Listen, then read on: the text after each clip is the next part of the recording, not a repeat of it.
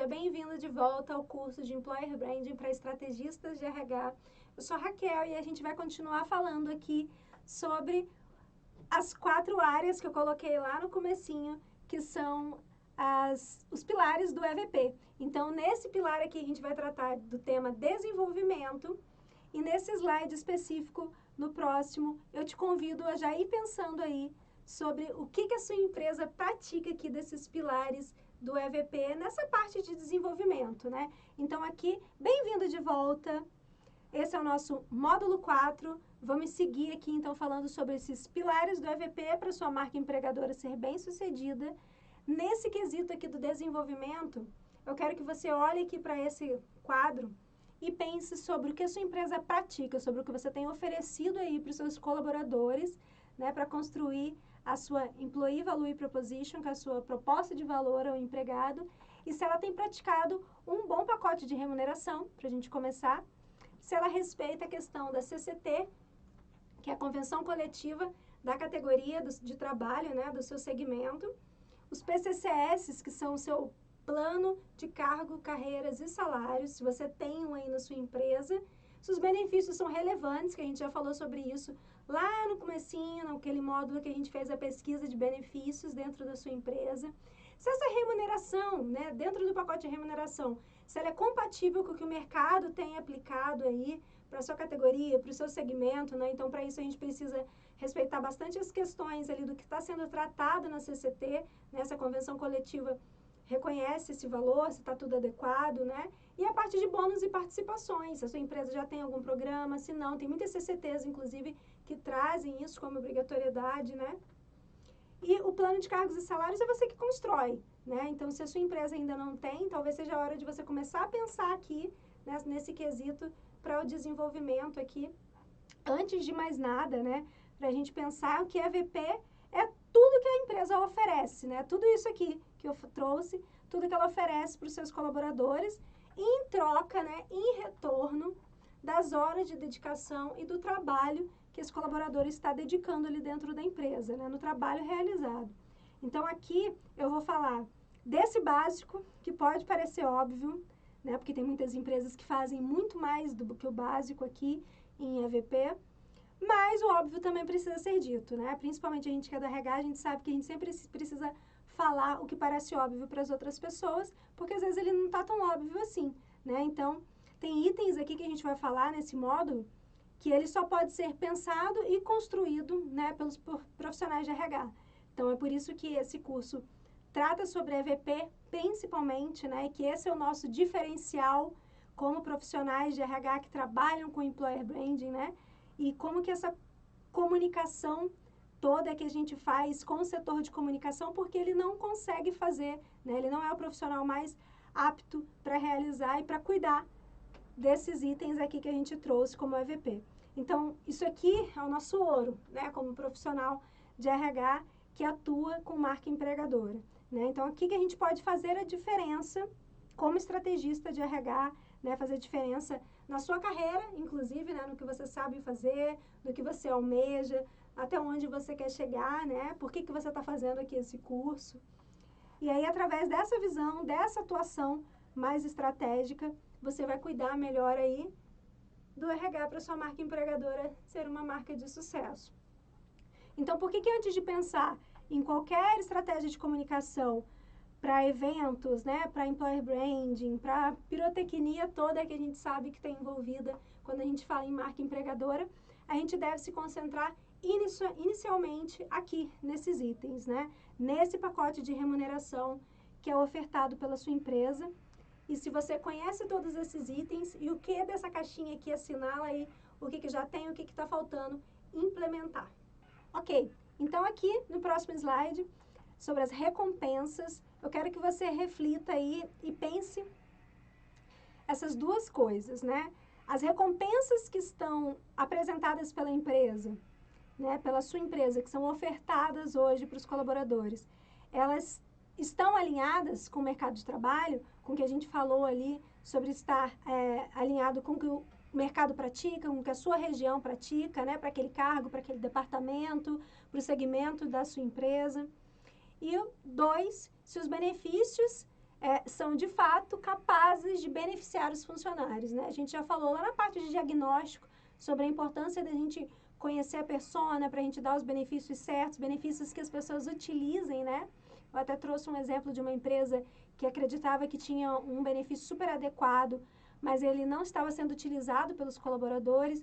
Então, a primeira questão, essa da recompensa, ela diz respeito, por exemplo, no estudo, né, de salários praticados pela concorrência. Você precisa conhecer também o que o mercado tem praticado, né? Assim como os outros fatores, né, que compõem aí essa remuneração, né? Não só o salário, mas todo esse pacote de benefícios, né, que você oferece aí, se ele está sendo alinhado, né? Às vezes a gente tem um ticket de refeição, né, um vale-refeição que está muito abaixo do que o mercado tem alinhado, às vezes está até incompatível com a CCT, a gente precisa atualizar. Então, eu quero que você analise aí, reflita sobre esses dados que você tem da sua empresa, né? E essa EVP aqui que a gente vai falar, ela tá longe aqui de ser só sobre dinheiro, né? Essa aqui é a questão básica, né? Pra gente, quando a gente começa a falar sobre o que uma organização oferece, né? Para os colaboradores, para os profissionais, mas a segunda questão, ela já nos leva para indicar a importância da boa gestão de benefícios, né? Então, aqui a gente tem o que você está ofertando aí que efetivamente agrega, né, para os seus profissionais. Então, no módulo 2, a gente falou sobre a importância desse mapeamento de persona, né, sobre esse diagnóstico. E aqui a gente vai aplicar as informações que a gente colheu lá naquela etapa do processo. Ou seja, no que você já tem aí na amostra, né, no que você já colheu, baseado nas evidências, né, dos seus colaboradores, do que eles preferem, né, e lógico também dentro do que é possível você realizar hoje com a verba que você tem disponível, com as aprovações que você tem, né, com os aliados que você já veio construindo aí como parceiros, né, de outros setores, de outros cargos, mas as pessoas que você percebeu que podem te apoiar nessa construção de marca empregadora. Aqui nesse próximo slide, então, a gente vai falar sobre as oportunidades, né? Eu já frisei aqui que a remuneração não é o único fator que influencia na vontade, né, dos profissionais de trabalhar na sua empresa, né, que retém eles ali, que mantém eles ali dentro de determinada empresa, mas eles são uns pontos de destaque, né, aqui no nosso quesito de oportunidades que são relativas à carreira, né. Então, quais são as possibilidades de ascensão dentro da empresa, né? Então, existem possibilidades de crescimento dentro da sua empresa? E aí, por isso que eu trouxe aqui o PCCS, né, que é o Plano de Carreiras, Cargos e Salários. Cortou ali os salários, perdoe ele a falha técnica, mas dá para entender que é o PCCS, Plano de Carreiras, Cargos e Salários. Então, eu quero trazer aqui quais são os benefícios de você ter, na sua realidade, documentado, né, a política salarial e de progressão dentro da sua empresa. A primeira é a questão de minimizar os problemas trabalhistas, né?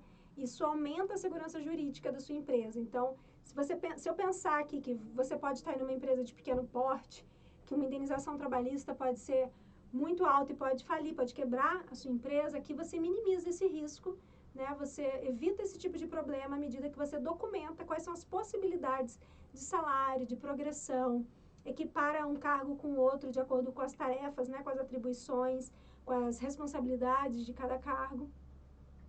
O segundo ponto é que você propicia esse sentimento, né, de equilíbrio, né, interno e externo de remuneração.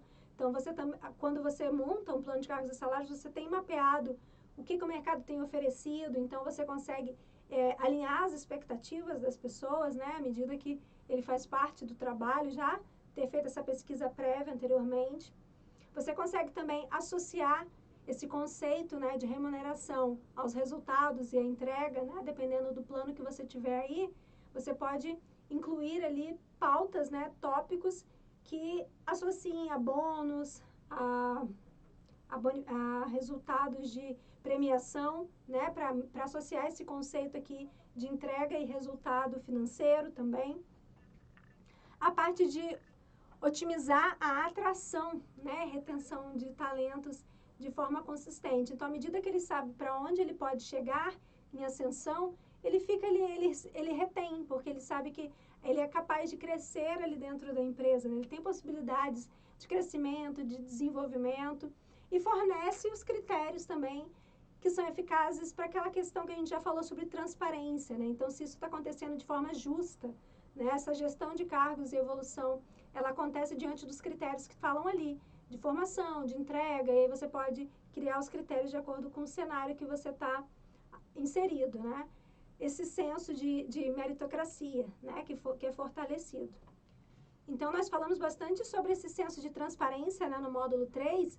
Aqui é um bom exemplo para você colocar em prática, né? Quais são as possibilidades de ascensão e de crescimento da sua empresa. Então, essas gerações que estão no mercado de trabalho atual, já falei isso algumas vezes aqui, elas têm mais essa necessidade, elas exigem mais, né? Elas batem mais lá na porta do RH para perguntar quais são as possibilidades, quanto tempo ele tem que permanecer naquele cargo para ele ser promovido, o que a empresa espera dele, né? Se ele tem possibilidade de ser promovido através da entrega dos resultados, ele vai ser reconhecido de alguma maneira pelo que ele está entregando, né? Para ele performar. Ele é mais curioso, né?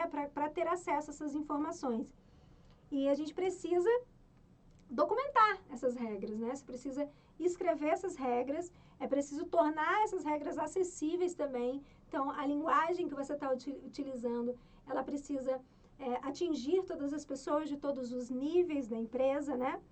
E no meu trabalho como consultora, muitas vezes eu já atendi empresas que já tinham essa regra, inclusive, né? Já tinha esse plano de cargos e salários, às vezes ele não contempla a carreira, né? Às vezes ele fica ali só no nível do cargos e salários, mas a empresa, por exemplo, ela necessitava apenas de um vídeo mais didático, né? Para ela poder compartilhar essas informações com os funcionários de uma maneira que eles entendam. Porque nós do RH, a gente consegue compreender, né, as várias tabelas, as faixas salariais, os quesitos, os critérios de promoção, mas as pessoas de outros departamentos, às vezes elas dedicam menos tempo ali, né, porque a gente constrói, então a gente está mais envolvido, a gente consegue compreender, e as pessoas de outros níveis, de outros departamentos, elas podem ter um pouquinho mais de dificuldade para compreender esse documento.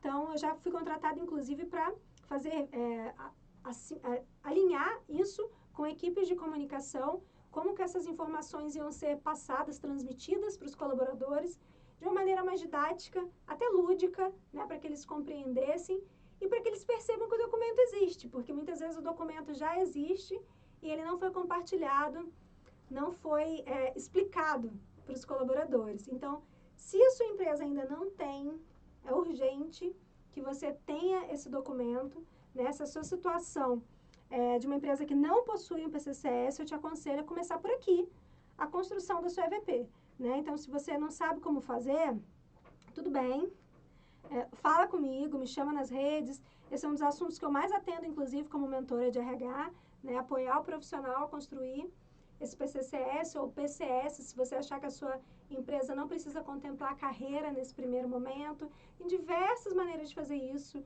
pode ser feito por pontos, pode ser feito por categorias, enfim, são inúmeras possibilidades. Isso a sua empresa já tem, mas isso ainda não é compartilhado, divulgado internamente, se isso não está sob o conhecimento de todos, eu te aconselho a publicar isso de uma maneira mais efetiva dentro da sua empresa, né? Porque não basta ter, ele precisa estar acessível, né? Para consulta, inclusive, dos colaboradores no momento que eles quiserem, né, consultar. Então, é por isso que eu começo por aqui, né? Porque para a gente conseguir começar a pensar em oportunidades, essa empresa precisa ter bem estruturada, né, esse pilar do trabalho no EVP, né? Então, significa que tem que deixar bem claro, né, o que se espera de cada colaborador, né? E o plano pode documentar bastante isso. E com base nessas definições, inclusive a gente vai entrar aqui no próximo, que é a questão do alinhamento aqui do trabalho, né? Então, a gente deixar claro o que se espera do colaborador, né? Essa definição de atribuição de cada função, né? Fazer isso aqui pode ser mais complicado do que parece, né? Primeiro porque a empresa, ela não deve se basear apenas nas suas necessidades, né? A gente precisa entender também qual a formação profissional que atende cada demanda, né? Pesquisar no mercado, né? De que maneira que a gente emprega esses trabalhadores em cada área. Então, aqui eu te convido a analisar profundamente, né? E tendo sempre espaço para inovação, né? Porque apesar do mercado já ter um formato para cada uma das funções e como cada departamento trabalha, a sua empresa pode ter aí necessidades específicas, né? Então, você precisa ter esse alinhamento de expectativas, você pode ter aí, por exemplo, flexibilidade, né, de jornadas, né, banco de horas para te apoiar na construção dessa EVP aqui, com modalidades de trabalho permitidas, né? Então, você pode ter aí formato híbrido, home office ou 100% presencial. Então, quais são as modalidades que a sua empresa permite, né? A gente tem aqui a jornada do colaborador, que ela precisa ser acompanhada desde o comecinho, lá no onboarding, em vários momentos, a gente conversar sobre como que está sendo, né? O que o colaborador está achando. Aqui tudo você precisa ouvi-los, né? E refletir sobre o que você já tem praticado, aí, baseado no que você já ouviu e tem documentado dentro da sua empresa, né? Quais são as recompensas experienciais, né, que eles estão tendo, baseado nas estruturas que você tem, que você oferece de trabalho, as recompensas emocionais, né, que o ambiente promove, que a cultura, que as equipes, né, a maneira como vocês se integram, como vocês comemoram. Aqui está muito pautado naquela parte dos rituais que a gente já falou. E para isso tudo aqui, a gente precisa evitar as suposições. Então, evitar o viés que você pode ter somente da sua opinião, né? Então, mesmo que um funcionário recém-contratado já tenha experiência prévia, né, exercendo ali aquela função, a gente precisa ter aqui nesse descritivo de trabalho, a organização precisa esclarecer quais são as expectativas, né, que ela espera desse trabalho, quais são as experiências, de que maneira que ele vai contribuir com a experiência dele, né? Então, as responsabilidades de cada um, bem como os objetivos, os resultados esperados aqui, devem ser abordados nesse critério aqui de trabalho, para a gente evitar esse desgaste, né, de ambas as partes, né, para a gente alinhar essas expectativas. Esse descritivo de cargos aqui, então, ele é fundamental, né, para que essa relação seja saudável, que você tenha ele tudo documentado que você espera, né, para que prospere para ambos os lados, para que seja uma relação adequada, né, para todos. As possibilidades de flexibilidade, inclusive, elas podem estar documentadas aqui em aberto, né, para momentos como esse que a gente viveu, em que tudo foi alterado. Bom, aqui eu quero falar sobre um outro pilar da EVP, que são as pessoas, né, e pode parecer óbvio, mas como eu já disse, o óbvio também precisa ser dito, né. Então, é bem natural que uma proposta de valor ao empregado contemple essa rede de relacionamento que as empresas estabelecem, que as pessoas estabelecem dentro aí da sua empresa, né. Então, aqui, a qualidade desses relacionamentos que são formados aí dentro da sua empresa, como que vocês têm apoiado isso, né? E dessa maneira a gente consegue fortalecer a nossa EVP, porque é como se fosse um plus, né? Ter uma rede de relacionamentos bons, positivos, a empresa apoiar isso dentro da empresa. Então, essas interações, né, favoráveis para performance, para o desenvolvimento intelectual e social também dessas pessoas, né? A ideia aqui é que as pessoas, que os funcionários, eles se sintam à vontade para comunicar, né, as suas ideias, as suas dores, que eles não se sintam constrangidos, né, pelos superiores ou pelos colegas, pelos pares, né, e contem com uma boa gestão de conflitos quando eles precisarem, né, realizar esse tipo de comunicação sobre questões ali, ruídos, né, do dia a dia.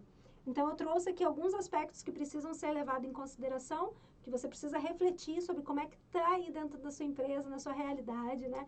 A parte de segurança psicológica, né? Se eles têm essa abertura, esse espaço para falar, se eles são permitidos errar, como é que o erro é tratado dentro da sua empresa, né? Se eles têm um ambiente adequado aí do ponto de vista psicológico para falar sobre as suas angústias, sobre suas incertezas, sobre os momentos em que eles não estão tão seguros assim do que eles estão fazendo.